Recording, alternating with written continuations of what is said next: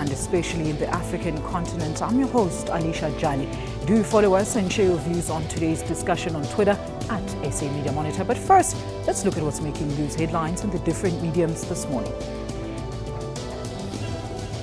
South Africa's 9 provincial police commissioners have come out strongly in support of under-fined National Commissioner Ria Piecha, saying they are concerned about the unfair negative attitude towards her. The Farlam Commission of Inquiry is set up to investigate the 2012 Marikana massacre in Northwest, recommended in its report released last month that she face an inquiry into her fitness to hold office.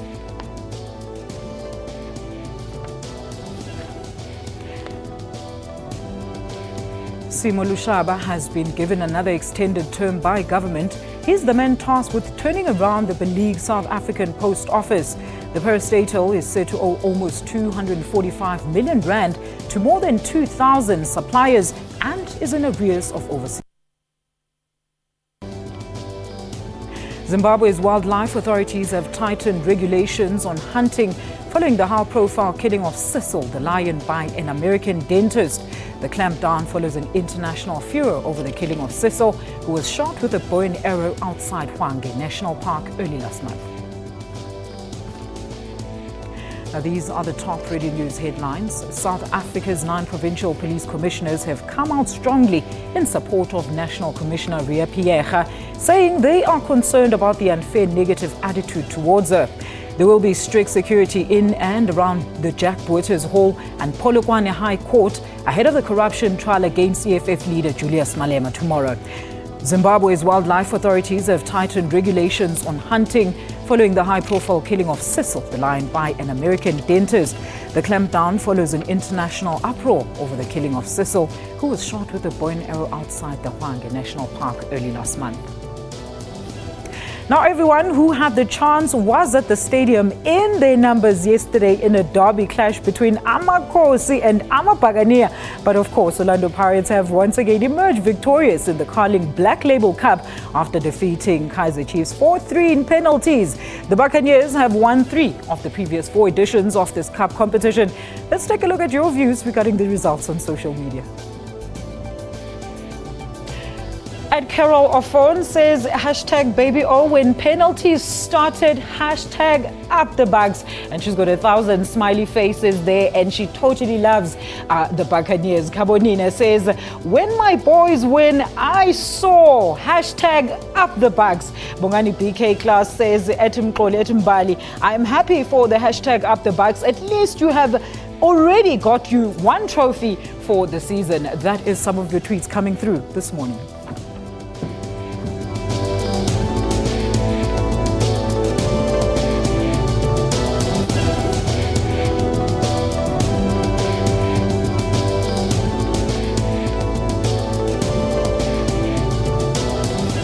Again, good morning. Our editors this morning, we have the news editor of the Sunday Independent, Mr. Phalane Motale, and later we will be joined by Mpumelelo Mkhabela, who is the Sowetan editor. But Phalane, a very good morning to you. Thank you so much for joining us, sir. Morning, Alicia, and the viewers at home. Did you enjoy the derby yesterday? Yes, unfortunately I lost. We're in the same... But it was predicted. Yes, we're in the same league there, so we both lost. But first, let's have a look at today's newspaper headlines, Phalane. The City Press there is leading with a story about President Jacob Zuma's wife Mantuli to be charged with conspiracy to commit murder.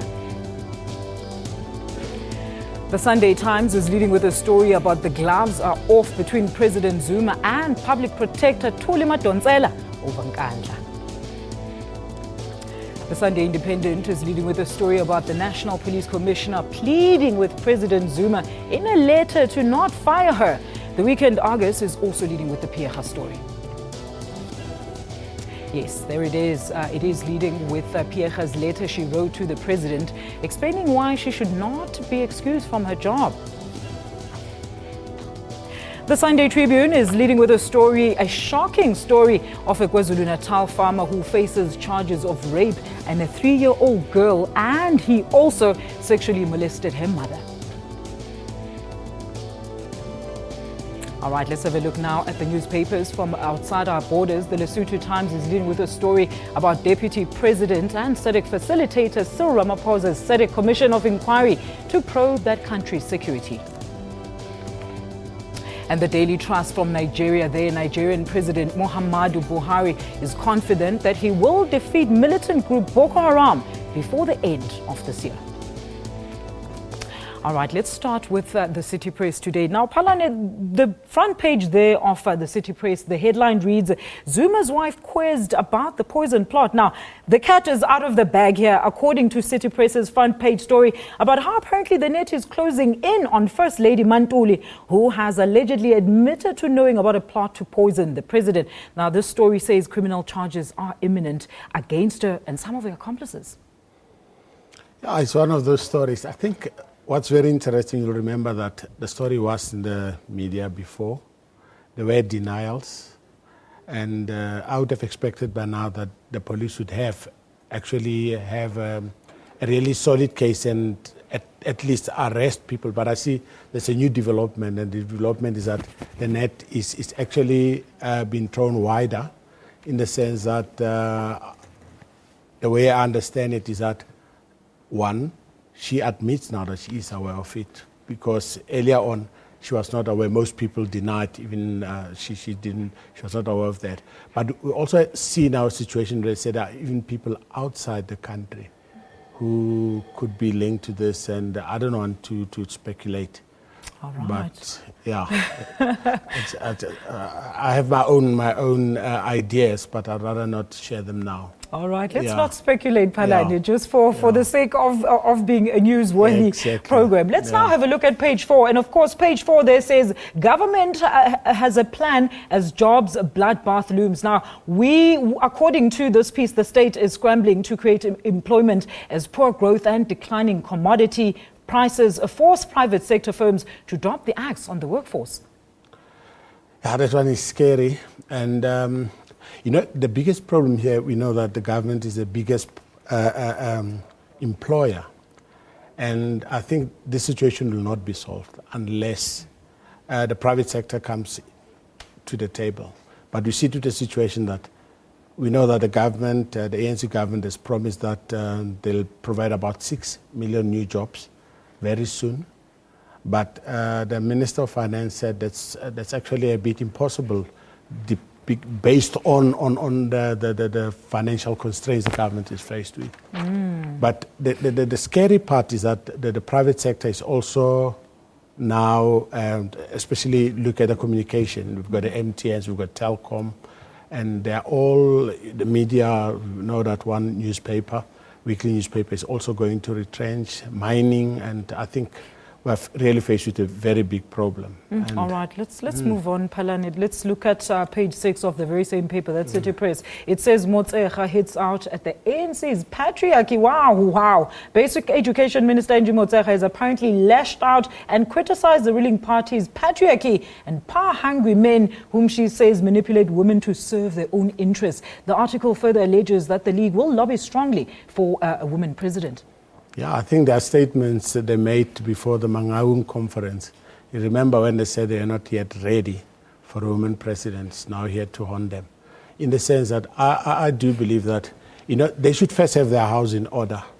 I know that Angie is pointing that, the ANC is using the Women's League as a women's desk. But I think they have not shown that they can be there to say they are independent on their own. We've seen them, for example, I heard somebody yesterday saying that during the Oscar Pistorius case, they were there supporting, but there are more brutal cases of women, like the one in the Pretoria, the Gauteng North High Court now. Where are they? But I think women in the Women's League should start to stand up and say they are equals, because I think that's what the Constitution say, and they should not. But very interesting, she also points out that the ANC, the men who are there, want to use them, so that they can achieve their own. But we heard the same thing with the DA not so long ago, Palan. Yeah, it's a matter of they must stand up, and if possible, they must make it all by themselves. I mean, they're in a majority in the first instance. All right, then should we continue and move on now to the Sunday Times? Let's have a look at the Sunday Times. There it says Zuma lashes Thuli on Nkandla, but we're going to take a quick ad break first, and when we return we're going to continue with the newspaper discussions. This is Media Monitor. Do stay with us.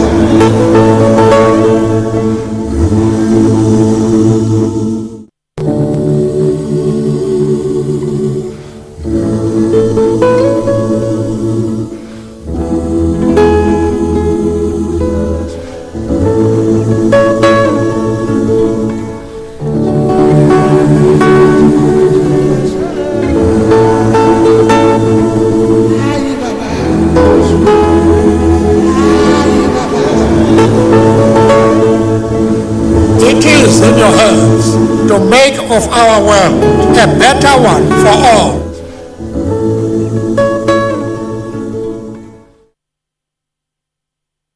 Madiba is in celebration of Tata's birthday, and the SABC, together with the foundation, is focusing on helping people and inspiring people to be more like Madiba.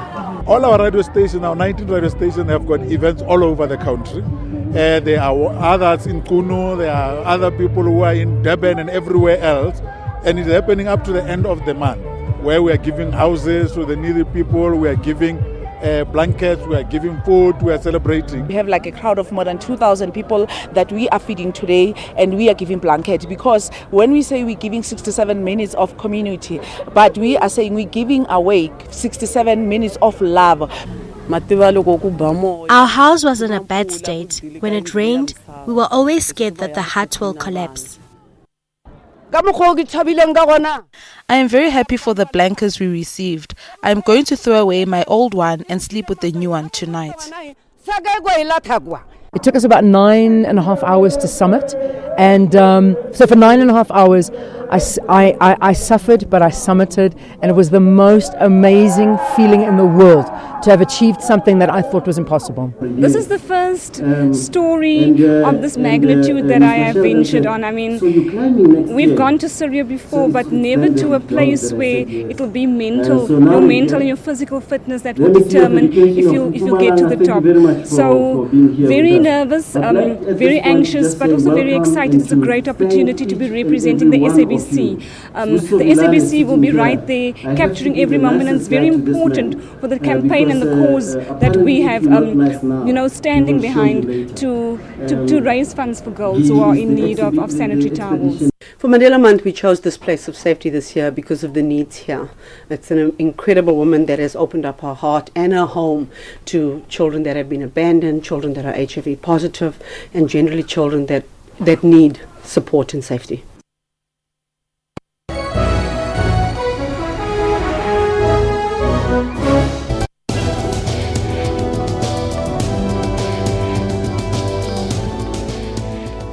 Welcome back to Media Monitor. If you've just joined us, our media experts this morning, Mr. Palane Mutale, and we're still waiting on Pumelelo Mkhabele. Now, let's look at the Sunday Times there, Palane. It's leading with a story that says Zuma lashes Thuli on Nkandla. Well, basically, according to Sunday Times' front page story, a new war of words has now erupted between the president and Madonsela over a letter the public protector wrote to the president about Minister Nhleko's report.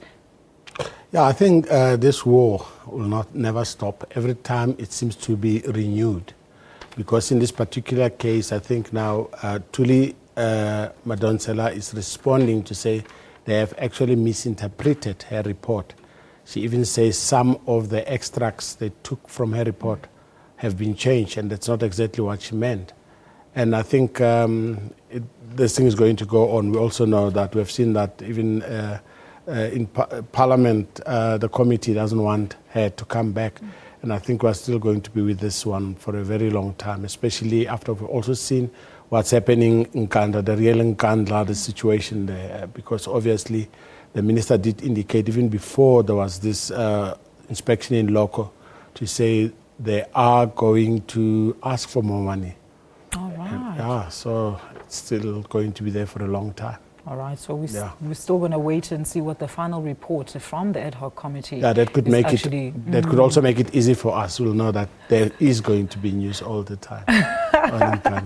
Definitely. Let's now have a look. We've just browsed over the City Press's page 4 about the looming job cuts in the industry. Now, here on page 3 of the Sunday Times, it says a jobless dip could be misleading, which speaks to South Africa's jobless rate that dipped in the second quarter of this year. It's scary that job creation still remains weak and poses a threat to political stability. Palan. Yeah, it should. If one considers, if you look at that report, it shows that actually the young between 15 and 24, that's where the problem is. And we know that a hungry stomach usually leads to people to do other things. And if in that category, we've seen in the continent the revolution against government was usually by the youth. And I personally think that if that is the situation, because now also misleading, as the article states, is that there is a drop of about, I think, 1.5%. Yes. But that is because the workforce, has shrinked in the sense that we have people who have given up. They're not interested in looking for a job anymore. Why, Palan? They've just given up.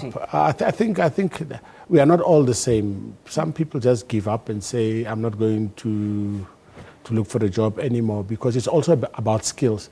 We should understand that it's not like in the past where we could all sweep streets. True. So if people don't upskill, you see to the situation that the system will actually reject you.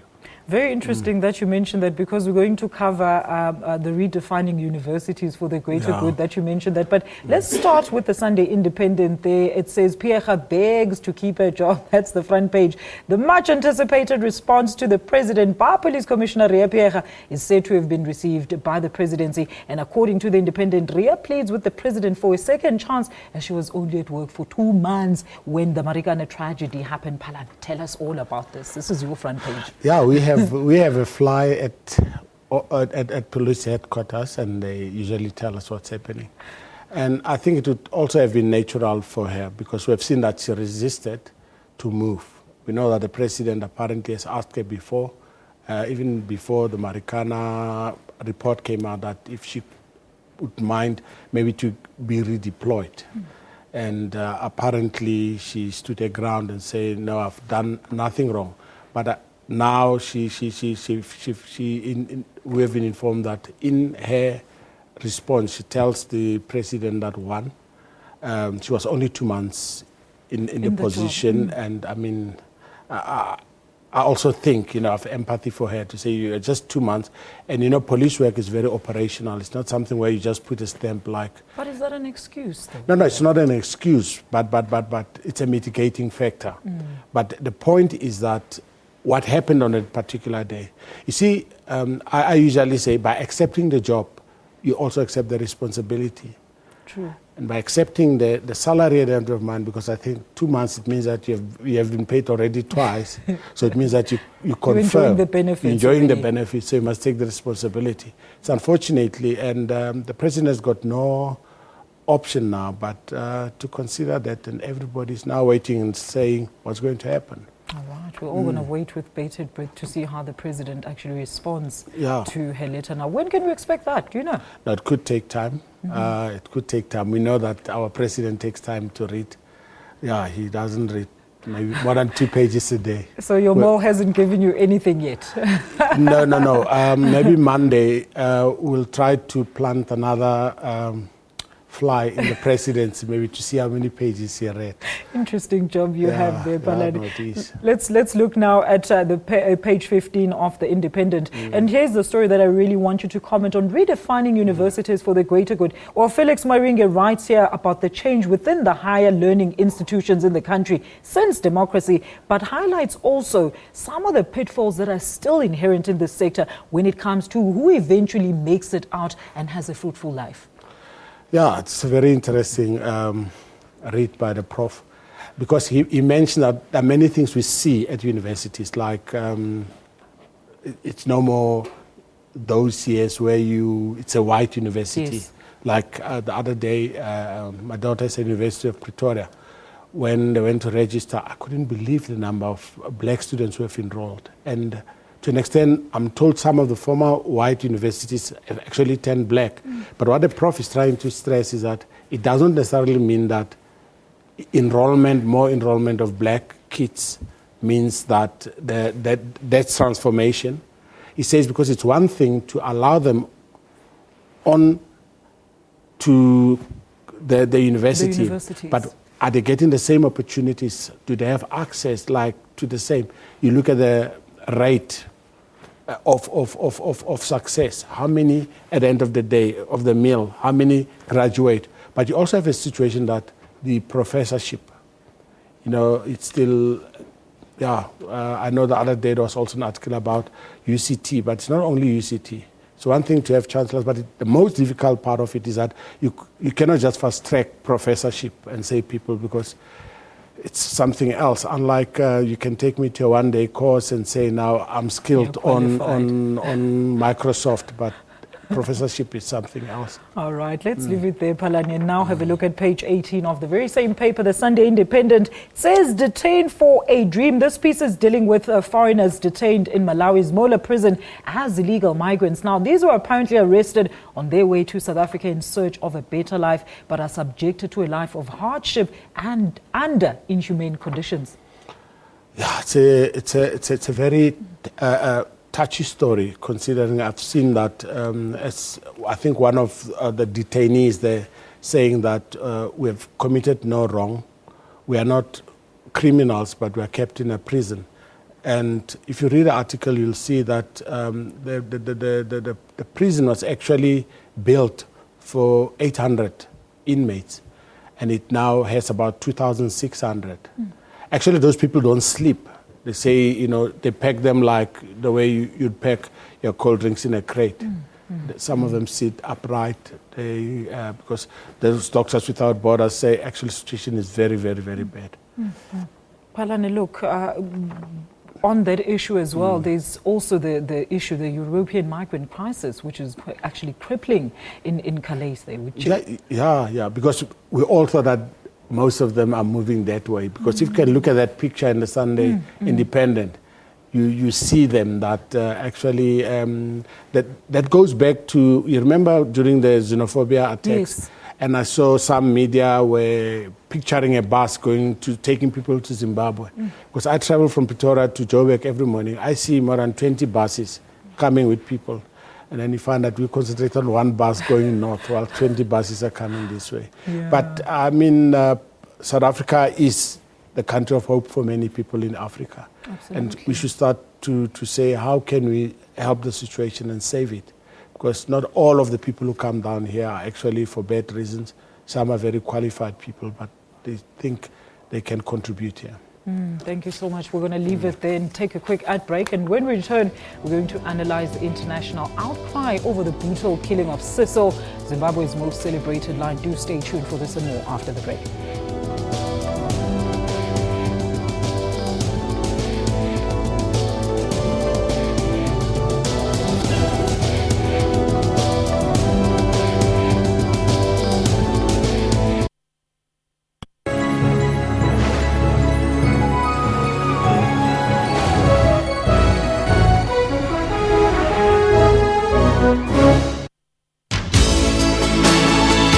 From humble beginnings, this selfless icon altered the history of the world, freed a country, and united a nation.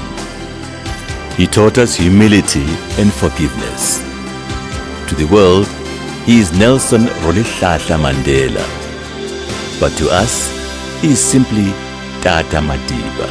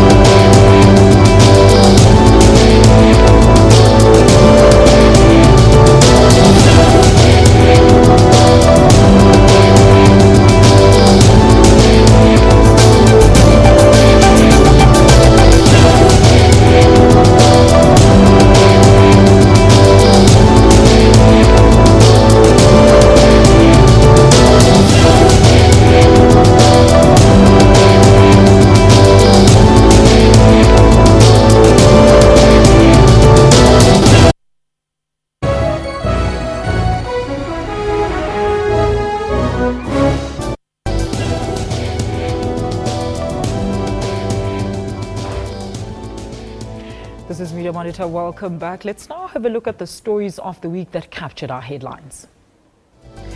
The wheels are coming off at Passenger Rail Agency of South Africa. CEO Lucky Montana has made damning allegations against the parastatal and a contractor affiliated with them, claiming that the relationship between them has resulted in a fraud amounting to 200 million rands. Ah, that's bad. I thought you remember how it happened. He's axing Mtimkulu, and then the press conferences, the two press conferences which were cancelled, and the next thing that, and we thought he's gone, then boom, we see him leaving the police station after having laid charges. But everyone is saying, Palane, why now?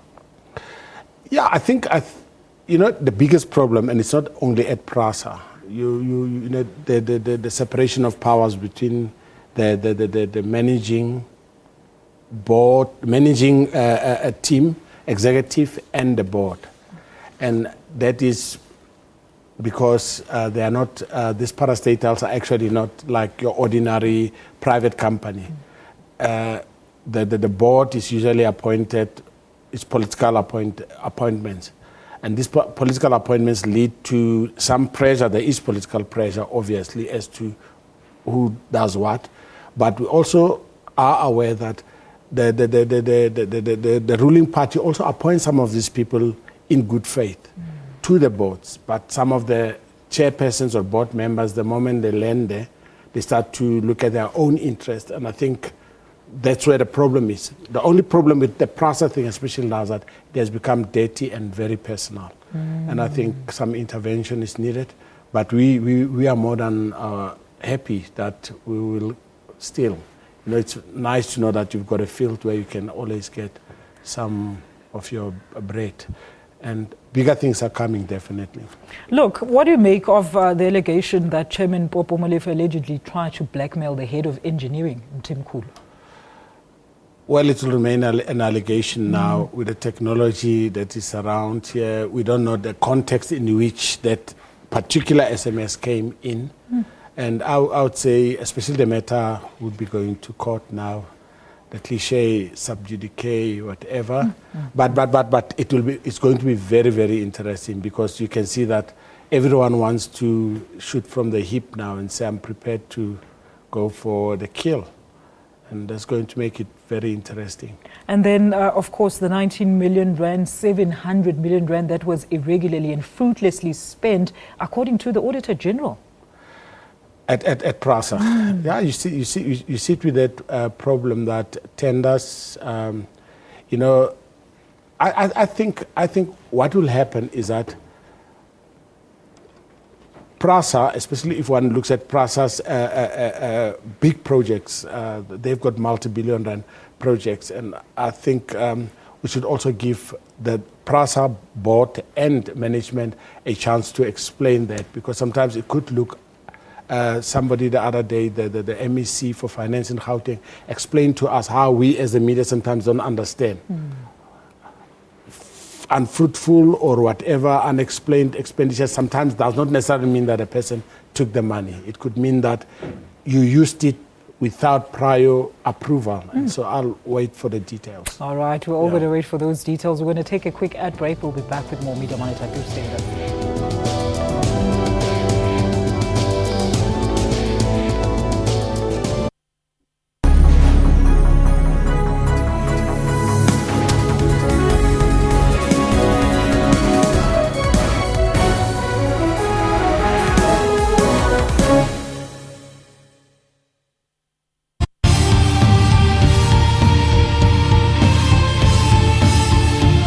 Welcome to Network, a technology news program that also discusses what's trending in social media in and around Africa. MTN has launched its new movie and television streaming service, Front Row.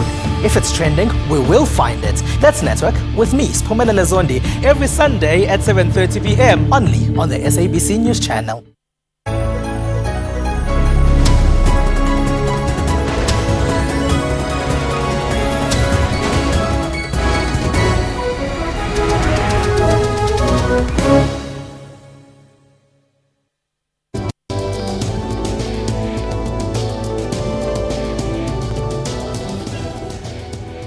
Welcome back to Media Monitor. We're now joined by Mpumelelo Mkhabela, the editor of the Sowetan. So, very good morning to you. Thank you for joining us.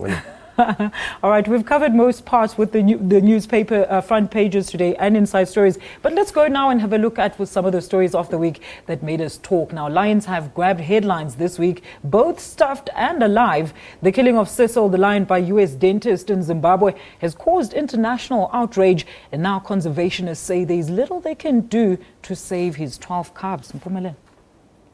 It's a very interesting story. I mean, it's a clash of conservationists, vis-a-vis people who normally take a liberal stance on the treatment of animals.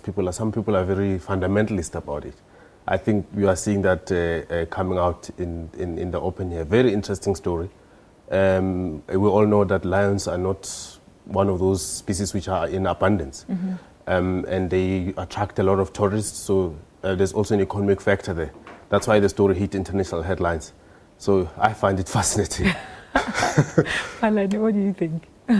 Yeah, I also find it very interesting, especially if one also considers that it brought the attention of so many other things regarding the lion or animals, that there are certain members of our community or communities here and around the globe who are more interested in animals than human beings. I think that's what came out very clearly. Number two is that for me, I also realized that I started to understand better game farmers as to how they make money. For that farmer to actually keep that lion would have made less money, but by allowing this can hunting, they actually make more money. But now what's going to happen to his 12 cubs? I mean, let's look at this in terms of the pride. How does it affect the pride now, Bumile? Well, lions are a very interesting species. I mean, we have to get into the biology of lions. This is very interesting. A very interesting species in the sense that usually once you have, they move out of the immediate family quite quicker because of the culture of dominance. So it doesn't mean that they will suffer for any longer period because they are taught at a very early stage to be independent. So I don't think it's going to be a crisis. They would want to be released anyway quite quicker. They tend to fight among themselves. They are very assertive quite quicker. At a very early age, they want to establish their own kingdoms. They have strategies to do that. And the issue of lineage is not kept long in the lion's family. It's not like in the human beings or other species. All right. Anything you want to add there, Palani? Anything else you want to add? I didn't know that it's a lion expert, but I'm impressed.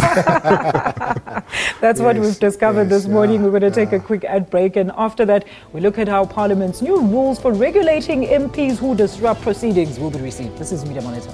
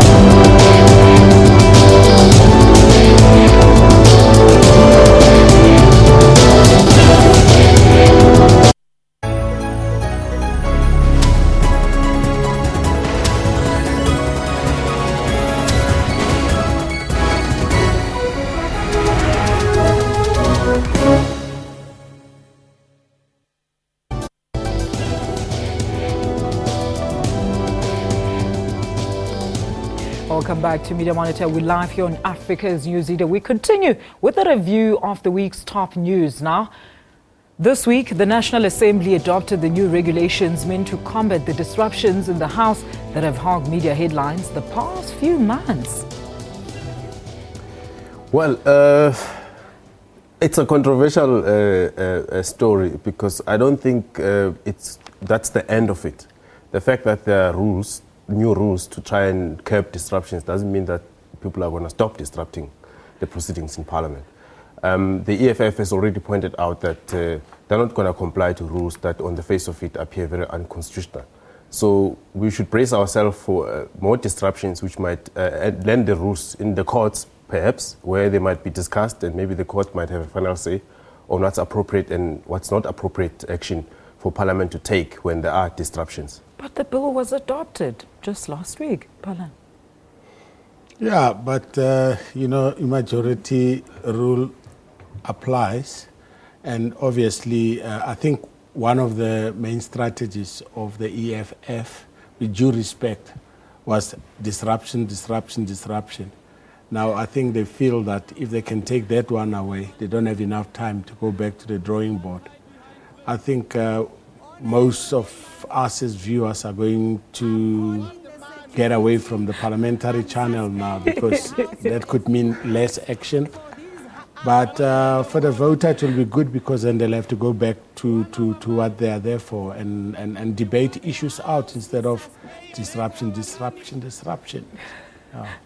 But remember, they don't consider it a disruption, the EFF MPs. They consider it as the duty that they have on behalf of their voters to raise the issues that they're raising in Parliament, and where they feel they're not being taken seriously, to go to the extremes of not obeying rulings by the Speaker, which they deem unfair.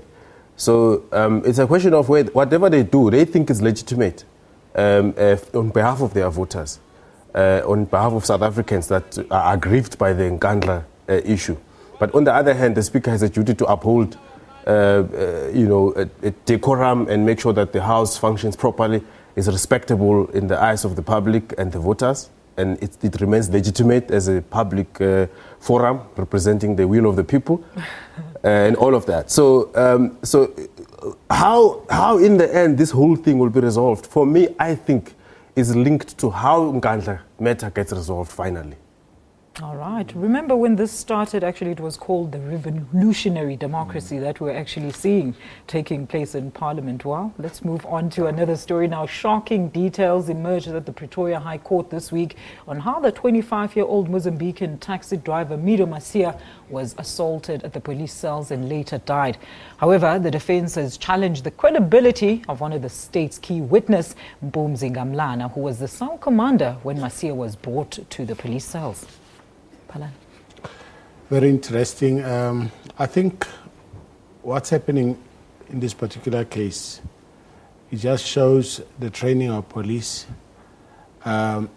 need in human rights. And I think this is straight xenophobia, in the sense that, firstly, it's very rare for police to become traffic officers and check people who have not parked properly and, take the law into their own hands. I mean, if that is the situation, it's either if you're a traffic officer, you'll give a ticket. In this particular case, there was some altercation, fine that is taken. But I think the moment, you see, the part which worries me is that their defense is that he was dragged because the driver was not aware that he was outside, but when he realized 200 meters later, and then he stopped and put him in the van, then that, if there was no intent, I'm sorry that I'm now getting into the whole court thing, but naturally one would have said, oh, he's injured because the clinic is just opposite the police station. I would have taken him first to the clinic before taking him to the cells, but that did not happen, and so it says a lot about our police. Very quickly, Mpumi.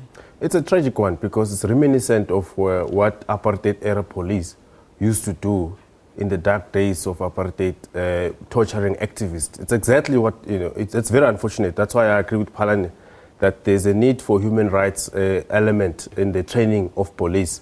But there are cases already weak, by the way, because internally they were disciplined and fired. They already have a weak case. It's already been proven that they didn't follow internal disciplinary codes of the SAPS.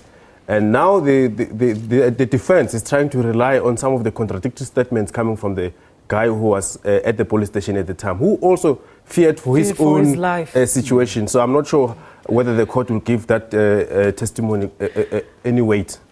All right, let's continue with police now. With police killings on the rise, 4 members of the South African Police Service have been brutally killed in the country this week alone.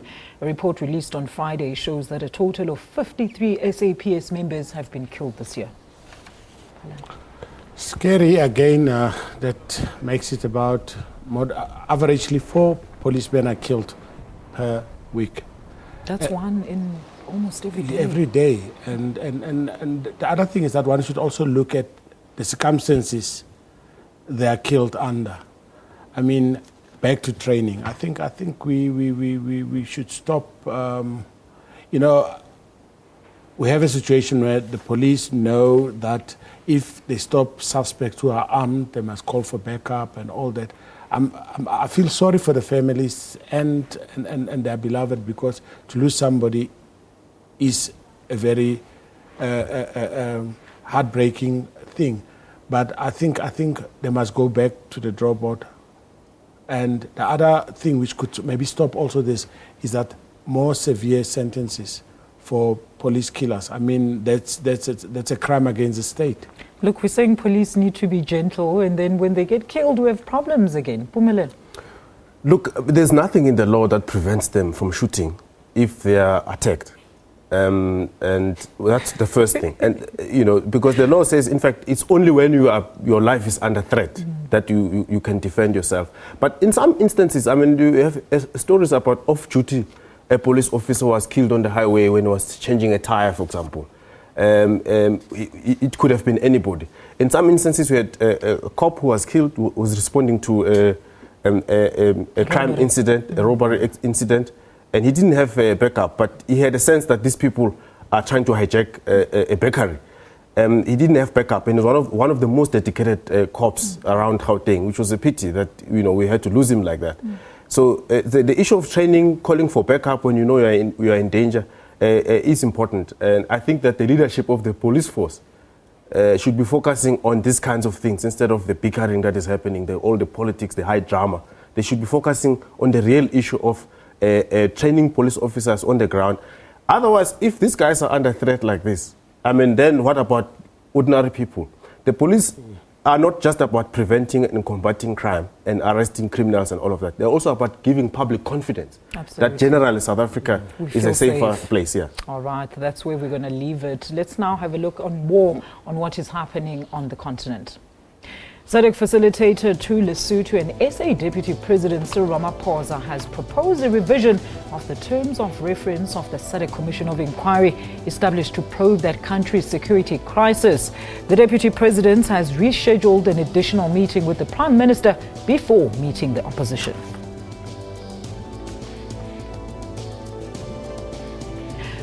A relief to the West African countries after researchers announced that an Ebola vaccine experiment in Guinea showed effectiveness at preventing the disease. A vaccine against the deadly virus has proved 100% successful in trials of the protection of the disease and could transform the way the virus is tackled. And that's where we leave it. And when we return, we're going to hear your views on the topics that we've been discussing via Twitter. Do stay with us.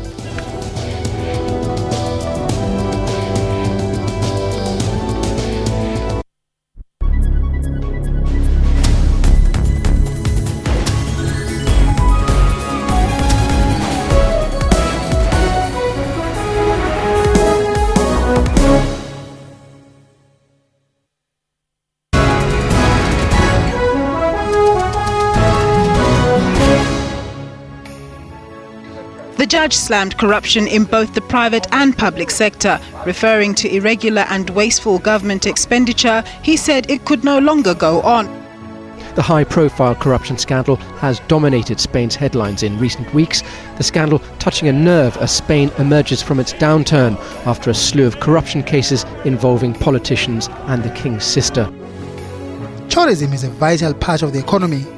It contributes about 5% to the country's GDP and is a significant contributor to various industries such as food production, retail and transport. For all your business news, stay tuned to your favorite channel, SABC News, at 1 Monday to Friday.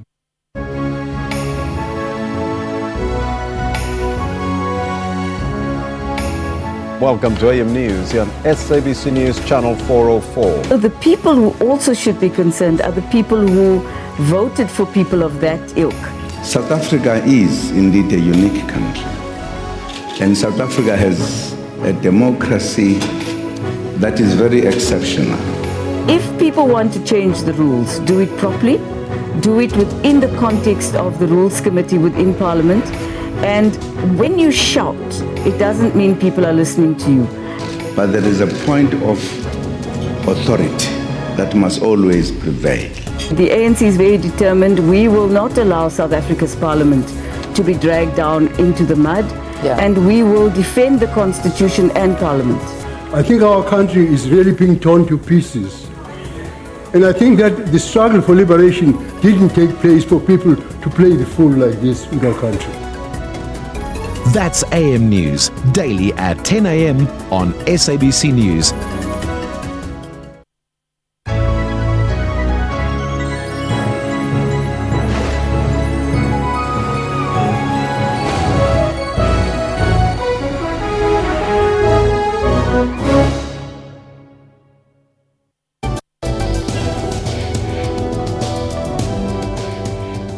Welcome back. You're still watching Media Monitor, and this is our final segment of our program where we get to find out what our experts today deem would be the biggest news this coming week. Let's start with you, Palan. I still think there are two. One would be the Malema case in Polokwane, and the other one would be the president on Thursday. All right. Bumeleno? Also, in addition to that, I think the public protector has called a press conference this coming, it could be tomorrow, because she's been very anxious to respond to all the attacks on her and her report. All right. And Pierre, are we going to see more? Well, or we're going to have to wait for the president to respond to the letter? Yeah, to consider the submissions by the commissioner. But as I'm sure you've already covered earlier, some of the provincial commissioners, if not all of them, have already raised their hands in her support. So we'll see whether even that has got any weight when the president considers her submission. How big is the EFF case with the new rules in Parliament now, Palan? Which case? The EFF case, Julius Malema's case that's starting in Polokwane. It's always going to be very, very big. We all know Julius is EFF. And I mean, if Julius can be convicted there, I doubt if the future of the EFF would be any bright. All right, let's leave it there, gentlemen, and have a look now at some of the tweets that you at home have sent us in regards to our topics today. Gilbert Rapu says, I think it's going to survive. Prasa is a good company that has bad management. It just needs good management. China Moore Elias says he is bitter. How can we believe how can we believe him? He should have said that while still working, he's a sore loser. And that's in relation to Montana. Frenji Matt says, I hope Jacob Zuma will come up with a good answer. Ria deserves the chair because she worked hard for it. Janet there says the president will either do nothing whatsoever or move #Pierre to another senior ANC post. And of course, John S. Jackson says Sudan leader or Mugabe, wanted for human rights, must not be extradited, but kill a lion and the world wants an extradition. All right, that's where we leave it with your tweets today. Thank you so much. And the Media Monitor team, on behalf of the SABC, would like to join the nation in wishing Archbishop Emeritus Desmond Tutu a speedy recovery. We keep you and your family in our thoughts and prayers. Gentlemen, thank you so much for being with us here. That's Mpumelelo Mkabela and, of course, Mr. Palane joining us for the first time here on Media Monitor. And thank you to all our viewers for joining us today. Remember, your contribution contributions and suggestions are always highly valued. You can email us for any suggestions and compliments too on mediamonitor@sabc.co.za. We're also available on Facebook at www.facebook.com/Media Monitor. Tick like next to our page. Of course, not forgetting Twitter at SA Media Monitor. To get our repeat show, please tune in at 2 a.m. But if you can't wait like all of us here on the desk, www.youtube.com/SABC News for all our online updates. Our website is www.sabc.co.za/news. You can also get more info on the stories that you've seen on our info boards today from the QTIV team and myself today, the SABC News. This is where we are. Goodbye.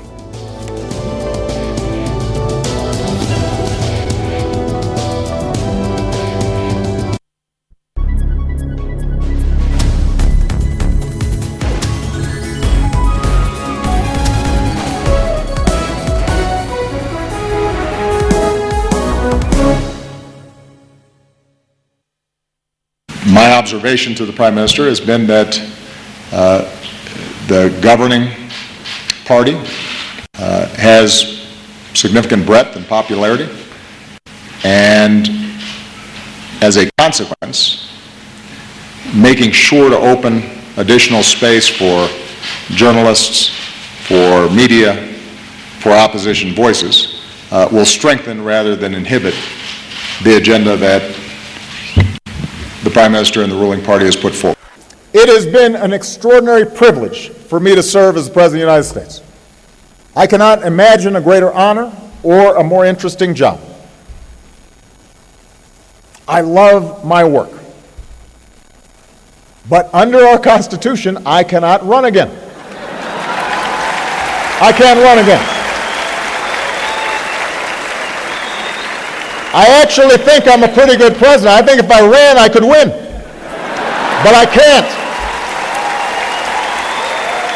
The point is, I don't understand why people want to stay so long. Especially when they've got a lot of money. When a leader tries to change the rules in the middle of the game just to stay in office, it risks instability and strife, as we've seen in Burundi. Working together with the other 14 members of the AU Peace and Security Council will be remained seized with these areas that remain the flashpoints and worrying for maintenance of peace and security on our continent. Police in northern France usher migrants from the Middle East and Africa away from a Eurotunnel entrance and back to their camps for the night. They are amongst the hundreds who make daily attempts at crossing into Britain from France in search of a better life.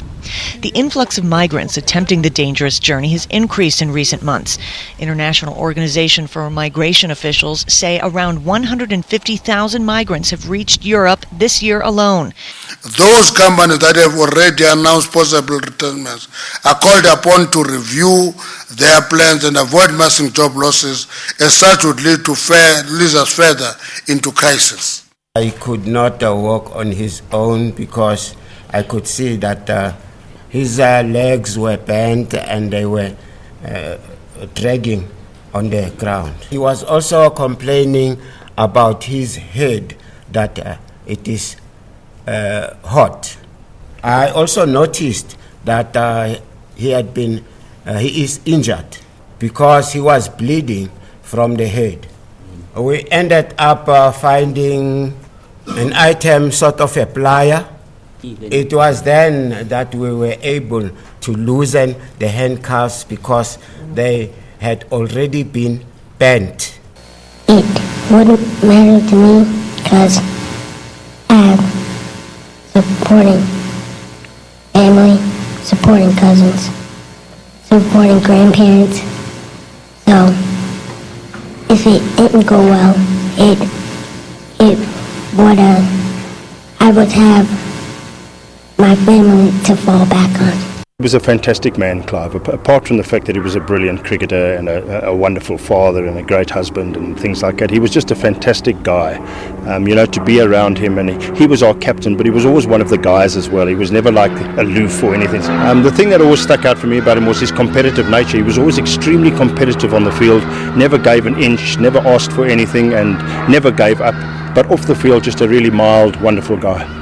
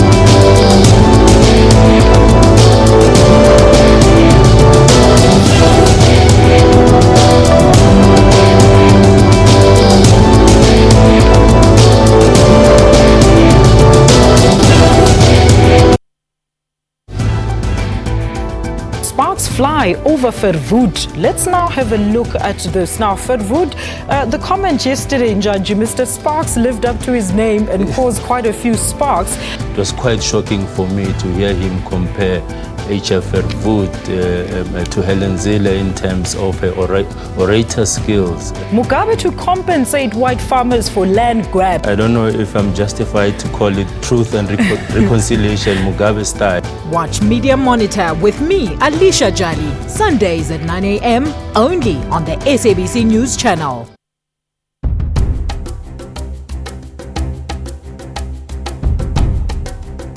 What kind of a politician are you who's so wealthy? Doesn't it disturb you?